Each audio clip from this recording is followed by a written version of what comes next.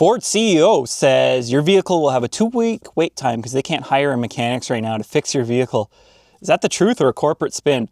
I'm Lance Mechanics here today. I don't want to talk about that. So most YouTube channels would play the clip right now. I'm not like that. I'm not giving this guy any more face time than he needs. Jim Farley is a CEO. They care about profits and protecting the investors. Mechanics are at the bottom of the food chain in this situation, so we're just going to ignore that. You can go find the clip on Yahoo Finance, and we'll go from there. So here's my little theory. JD Power & Associates saying the average wait time at a dealership is still 1 week. So that takes in account of all the OEM brands, Ford, Dodge, Chrysler, all that, whatever. So what's special about Ford? He may have inside details that I don't have access to or nobody else has access to, but when you average out everything, things can get skewed and they take the average and whatnot. So Ford could definitely be experiencing 2-week wait times, whatever. I just called my local one there. It's at 8 days out, but we're in the middle of tire season. So is he taking in Northern Canada data and tire season and the southern, I call southern, but it's mostly northern states who have the weather that we do. Tire season's huge. You swap out your tires. It happens twice a year. It goes for anywhere from 4 to 6 weeks and times skyrocket. You can go from having a 1-week wait time to friggin' months. That's how crazy it is up here. So I don't know about the southern states. Someone may have to correct that. So 2-week wait time. Last year it was reported, 2024, Ford reported that it was 1 week. JD Power & Associates said it was 1 week. So what's going on at Ford? There's a few things in my mind. It's a quality issue. It's not a mechanic issue. There's so many recalls. There's so many TSBs. Ford has this nasty habit of redesigning an entire vehicle every 3 years. So everything's always changing. Positions are changing. Labor times don't change because they use the same vehicle. Topics I've talked about and touched base on many, many times. Mechanics get screwed over. Flat rate time gets screwed over. So if they're basing all these wait times on flat rate time, yeah, that's ridiculous because flat rate is right here. It's like 1/10 of what customer pay is on average. So really those wait times could be even longer if they're just basing it on flat rate times. But that goes to say, if there's a 2-week wait, I'm pretty sure a lot of these mechanics are pumping out the work. They do pump out work out of Ford. These flat rate technicians do work their butts off. They're working on some really nasty stuff. I'll give them that. So 2-week wait time. I'm not buying it in some ways. So yeah, let's get to his next quote. This morning, across all our dealerships, there were 6,000 empty bays. I'm calling bullshit.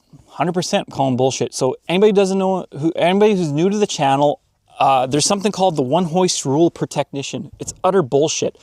Me in my prime there, when I was flat rate monster, I could use 2. Bare minimum, I needed 3. Every technician should need 2 hoists. They need 2 hoists. They're given 1. It's ridiculous. So if there was 200,000 Ford technicians, I expect there to be 400,000 hoists. So here comes the plug here. Every bean counter sees a hoist as a technician. So if they see an empty hoist, they say, oh, we're not generating money because we can stick in a technician in there and generate a lot of money. And it becomes one of these ridiculous things where if technician A had 2 hoists, he could generate way more profit for the company. He could bring more hours in. He could knock out more appointments, but they don't see it that way. They will never see it that way. So when he says I had 6,000 empty hoists, I call bullshit because I guarantee you every technician at a Ford dealership is using every hoist available.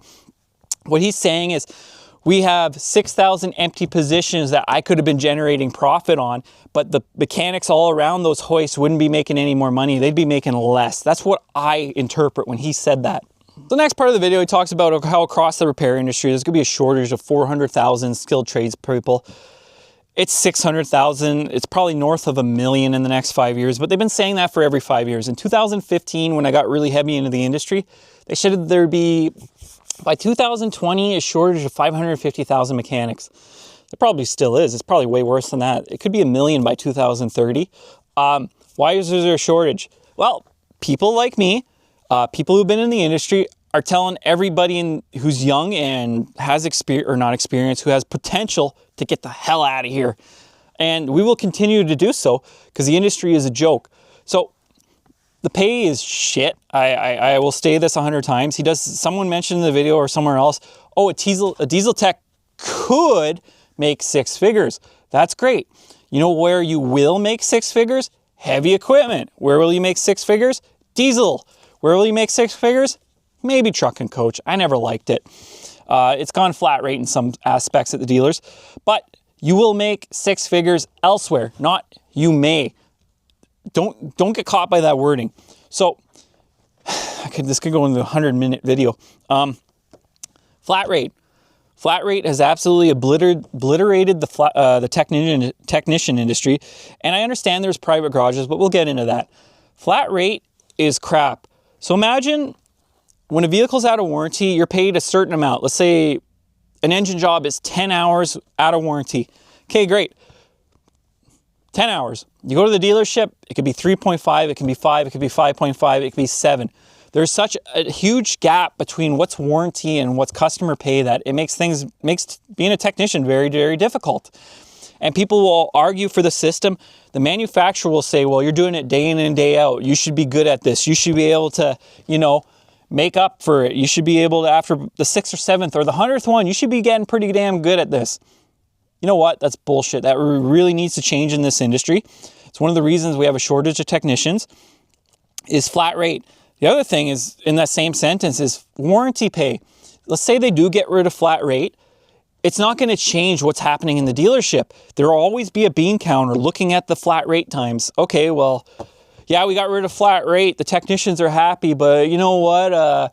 This guy is only pulling in 20 hours of warranty work a week. We got to can him and get a younger guy in who can do the same amount, and we're going to pay him half. And if you don't believe that's happening, you're living under a rock. It's happening at every dealership, whether they're bringing in unregistered workers, they're bringing in lube bay guys to try and do the same stuff. So what's happening now is you're getting lower quality repairs, and it's not the fault of these people coming in. They're young, they're eager, they want to work. Don't blame it on them. We're not blaming the victims here. You should be blaming the dealerships. It's my opinion. Don't blame the young guys because they do want to work. We all start somewhere, so don't go down that route. But anyways, what you're losing is skilled technicians. They're going to other industries. And trust me, when they go to other industries, they're making it well known not to join automotive. I would never go back to automotive. If I had a second chance to do it and knowing what I know now, I wouldn't have done it. I would have gone straight into heavy equipment. I would have became an electrician. I would have done something else, something a little more fulfilling, something that wouldn't have just destroyed my body, and I'm only 35. So yeah, it takes a toll on you. Mental health, let's talk about that. A lot of technicians are struggling out there, and I know this video is about the CEO of Ford thing, but mental health, pay, physical toll, it all takes a huge toll on you, and people don't talk about it. The automotive industry will eat you alive. So yeah, it'll eat you alive and it will ruin you financially as a mechanic. So let's talk about that. What other industry can you think of where you can go into so much debt? There's so many industries, but automotive is very special. So schooling.